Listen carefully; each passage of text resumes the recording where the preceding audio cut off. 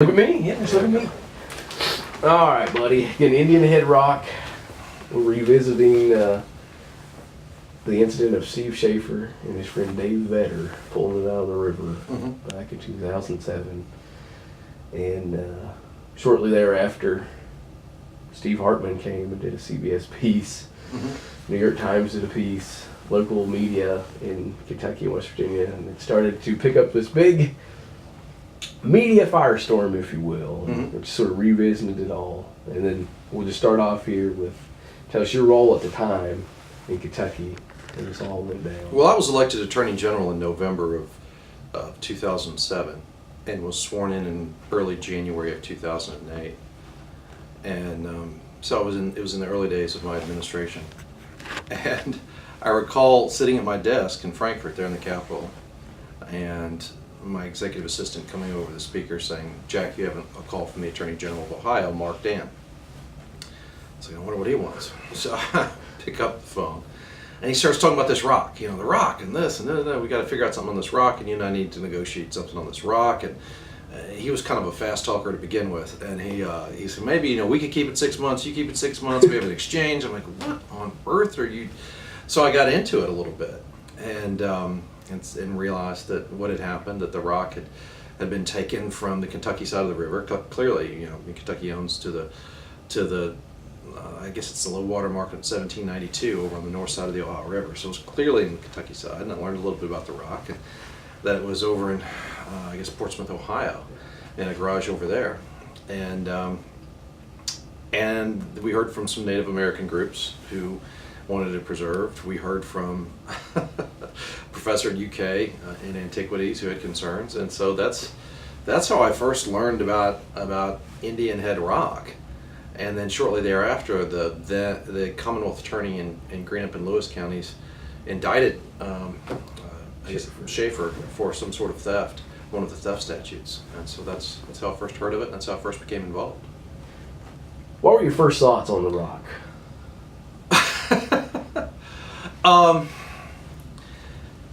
Well, the first thing was to find out was this a legitimate historical artifact that needed to be preserved on behalf of interested groups in the Commonwealth of Kentucky. I mean, there was some question whether it was a real rock. There was some question whether or not these were real Indian drawings on the rock. So, my first thought was, let's make certain this whole thing is legit, because as Attorney General of Kentucky, you have a lot of responsibilities, and fighting over a rock was not really high on my priority list. And sometimes you go looking for issues, and sometimes the issues find you, and this is a classic example of the latter. But my thoughts were that if this was a legitimate Native American historical artifact, that we needed to get it back. That someone coming from another state to take it and for their own purposes was unlawful, and that we needed to do what we could within reason to get it back. So how did the legal proceedings start over the rock? Was it at the local level first, and then it kind of got all the way? It was at the local level, and it came to us because Mr. Duvall had indicted Mr. Schaefer. The Attorney General of Ohio wanted to work out something amicably. We were threatening a lawsuit. We were threatening to sue Ohio. The mayor of Portsmouth was saying things like, never will this be returned. I know the Speaker of the Ohio House of Representatives tried to go down there personally with his own gun and guard the rock. There were things like that were going on. And we were considering, okay, do we sue Ohio? And I remember having a discussion with my staff. I said, okay, if we sue Ohio, the Constitution is very clear that the only original action you can have in the Supreme Court of the United States is when one state sues another. So it wasn't like, okay, do we sue them in federal district court in Kentucky? No, we were thinking maybe we had to sue them in the Supreme Court of the United States. And at that time, that's when CNN and CBS and everyone got very interested in the story. I can't talk here real quick.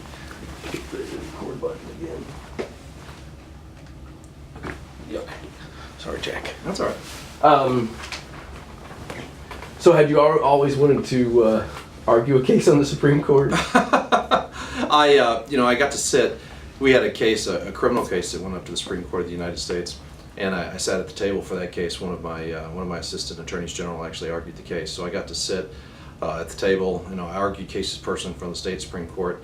You know, I'd love to personally argue in front of the U.S. Supreme Court, but the rock case would not be my first choice to be that case. So, had the Antiquities Office, the Heritage Council, the Native American groups in Kentucky, had they known about this rock for some time before it was removed? Yeah, it's my understanding that there was discussion of the rock, and that when the water would reach its lowest levels, the rock would become exposed, and it was a marker going back to the early 1800s, and that there were markings on it. The question, ever since a system of dams and locks was put in place on the Ohio River for river traffic, it normalized the river levels so that the rock hadn't been exposed in a long time. And so that really created the question, was this the rock? But the rock had some lore, the rock had some history, and people certainly knew about it in that region of the state. So, from the point of the Attorney General of Ohio calling you about the rock, how soon did CBS and the New York Times kind of jump on the story from that point? Oh gosh, I want to say the first call was in around March of '08, and it was that summer and that fall that we were getting inquiries about the rock. It's my recollection. I'd have to go back and check the dates. It's now 2016 as we sit here. This all happened 8 years ago, so I'd have to go back and double check all the dates. Now, at that same time, of course, you had a lot of stuff going on in the state as Attorney General, but at that same time, were there other trials and lawmaking going on that seemed to get the back burner because of this rock? No, I didn't really. I didn't really let that happen. I came into office with an agenda. I wanted to create a cybercrimes unit to make the internet a safer place for children. I wanted some new laws there, and was working on that with the legislature. Kentucky had and continues to have an insidious problem with prescription pill abuse, and I wanted the Attorney General's office to get very active with that, and we did. There were other things going on, and I remained focused on that. I was still going in front of a lot of kids in schools, telling them to not get started with prescription pills in the first place. And so I kept my agenda going. One thing about the Office of the Attorney General that I learned pretty quickly, you can either let it take control of you, or you can define the agenda. And I was determined to define the agenda. So I was not going to let the issue of the rock dominate the time of the people working in my office. So I read some stuff. There was a rep in Ohio by the name of Todd Book, and he was a state representative from Portsmouth, and he had some crazy ideas about the rock and what Kentucky could do with Ohio over the rock. And one was a paper, rock, scissors contest. I never heard that one. No joke.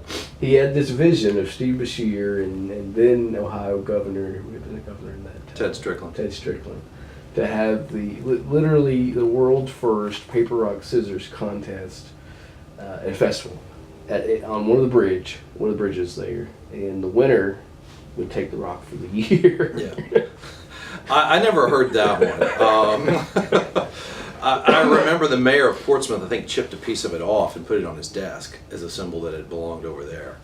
My recollection from my conversations with then Attorney General Mark Dan was that his proposal was that every 6 months that he and I meet, like on one of the bridges, and exchange the rock. And I'm thinking, okay, I have to go and I have to, rent a flatbed truck to transport this thing over, and the people in Kentucky are going to be mad. That's never going to work. This thing was on our property. It was wrongfully taken. Give it back to us. And then there was a group of folks. I do recall this. There were a group of folks who wanted a ceremony to plunk it back down in the river from the spot where they believe it came. And my thought was, if I get this daggone rock back, we are not. One thing if I manage to get this rock back, okay, we're not going to let them plunk it back in the Ohio River. We're going to put it. If UK is going to put this much pressure on me, if UK is going to encourage federal lawsuits and talk to the U.S. Attorney's Office and to the Attorney General's office, then we're going to put it in a place where it can be properly preserved. Yeah. And Todd Book was an interesting fella to begin with. He also wanted to have a group of Civil War reenactors guard the Rock. and the media in West Virginia, Randy Yohe was the TV guy. He created this whole series of vignettes, War Between the States. Yeah. That's what the New York Times really jumped on. NPR did a national story, War Between the States. And so they wanted to get this group of Civil War reenactors. And of course, who did they kind of meet up face to face with? But with Reginald Meeks. Yeah. Yeah, and that was an interesting meeting. Yeah, I would think that might belittle some of what went on in the Civil War. And State Representative Reggie Meeks is interesting in that he's African American but claims Native American heritage as well, and has some ties to the Native American community. So he became interested in the Rock as well. Yeah. He I believe, there was a bill passed, right? I think there was a resolution or something to encourage me to get the Rock back or something to that effect, which I was on the case already. We're gonna get it back. Okay, let's see. So how did you negotiate the Rock's safe return? How did it get back from Ohio back to Kentucky? When it became apparent that, and I remember Mr. Duvall became, I think, less enthused about the case as the case went on. And then there was some talk he was going to conflict out, and then we would have to take over the prosecution. When I made it clear that we would prosecute, that we thought that a crime had occurred on Kentucky soil, as the sabers were rattling over federal lawsuits, eventually, on the other side of the